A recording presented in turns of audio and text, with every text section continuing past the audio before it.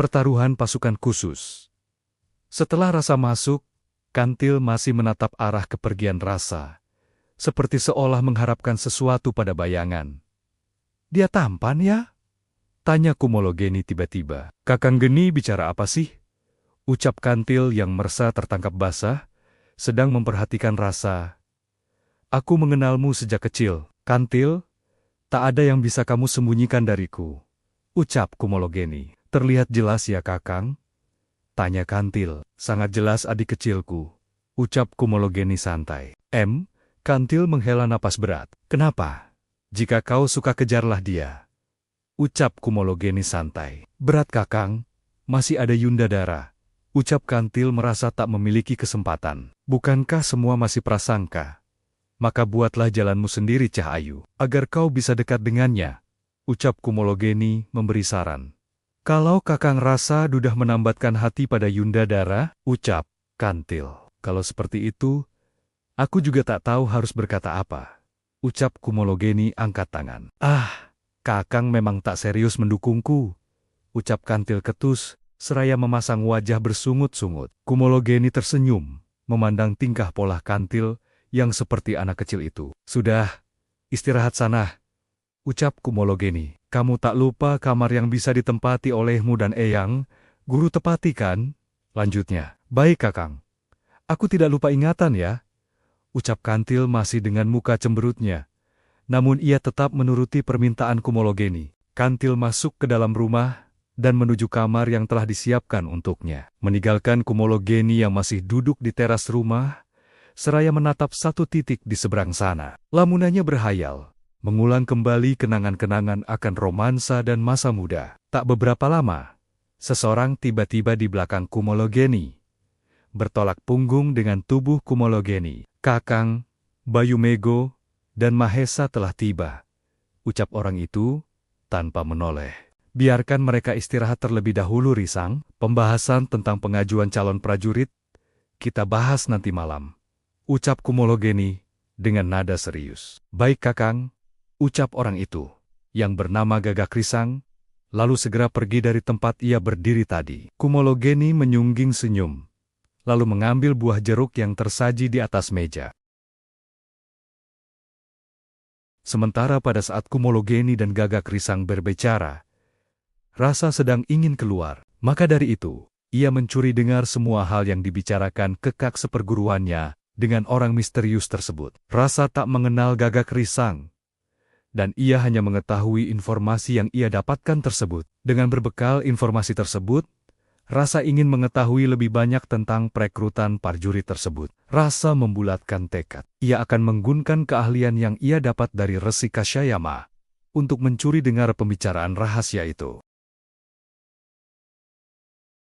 Malam melarut, menghadirkan rasa sepi yang merasuk pada setiap orang yang ada di kawasan Puri Keprajuritan Tumapel. Kumologeni berjalan dengan santai dari pendopo, menuju pendopo utama yang dihuni oleh Arya Damar dan beberapa orang dari pasukan Bayangkara Inti. Beberapa kali ia berhenti, memungut beberapa batu kerikil, lalu memainkannya di tangannya. Kumologeni berjalan dengan santai, namun ia juga melirik memastikan keadaan sekitar, lalu dengan cepat menyebar segenggam kerikil yang ia mainkan di tangan. Lalu, tanpa peduli kemana arah kerikil itu melesat, ia berjalan lagi ke pendopo yang ia tuju sebelumnya. Ia berjalan satani, melipat tangan di belakang tubuh, sembari bersiul ringan.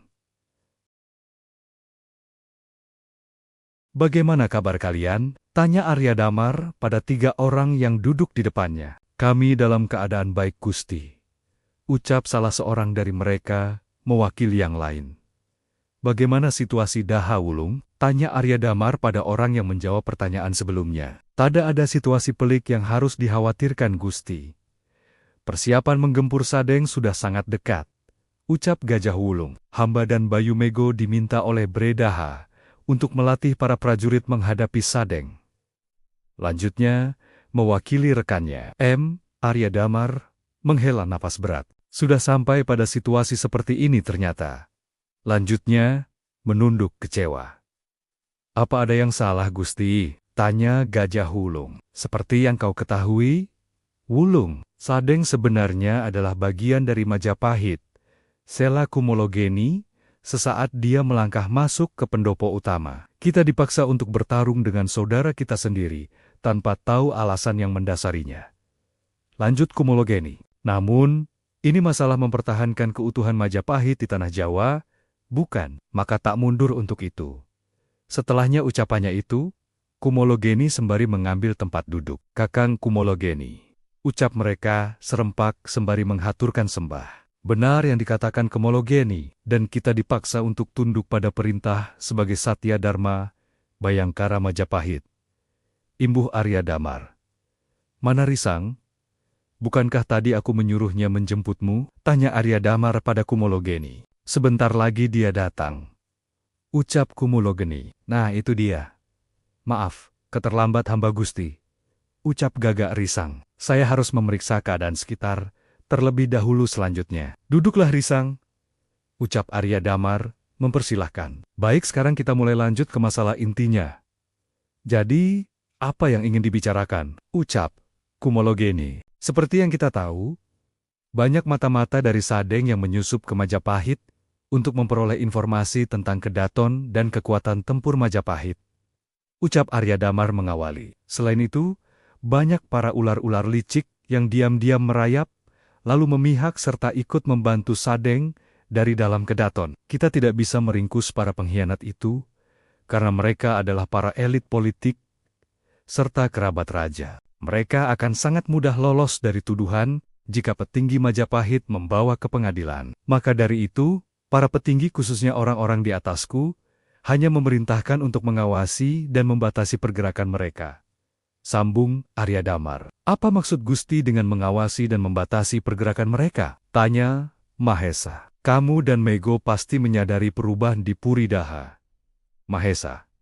Ucap Arya Damar. Para pengkhianat itu diam-diam mulai bergerak untuk mendukung Sadeng lepas dari pengaruh Majapahit. Jadi maksud Gusti kita akan melawan orang-orang kita sendiri. Ucap Bayu Mego.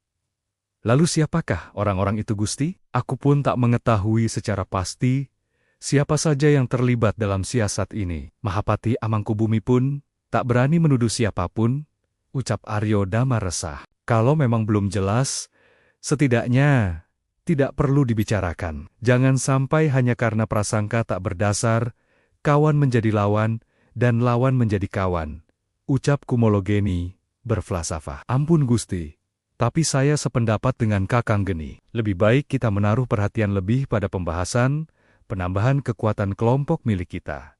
Ucap Gajah Wulung. Tapi masalah ini juga penting Wulung. Membiarkan duri dalam daging akan membuat Majapahit menerima kerugian suatu saat nanti. Sanggah Bayu Mego. Tapi apa ada petunjuk untuk menangkap satu persatu dari duri-duri itu, lalu membuatnya terjerat di Paseban Agung? Ucap Gajah Wulung mendebat. Bukti itu harus dicari Wulung. Sedapat mungkin, siapapun yang terbukti atau menimbulkan kecurigaan, pantas dibawa ke Paseban Agung. Ucap Mahesa mendukung kawannya. Kalau seperti itu, akan ada banyak orang yang tak bersalah, dihukum hanya atas dasar kecurigaan saja, sanggah Gajah Wulung.